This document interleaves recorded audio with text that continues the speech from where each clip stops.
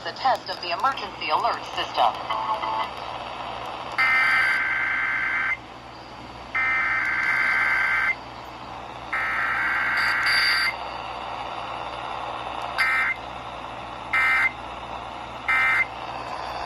Station is testing its emergency alert system equipment. The EAS will provide timely emergency warnings.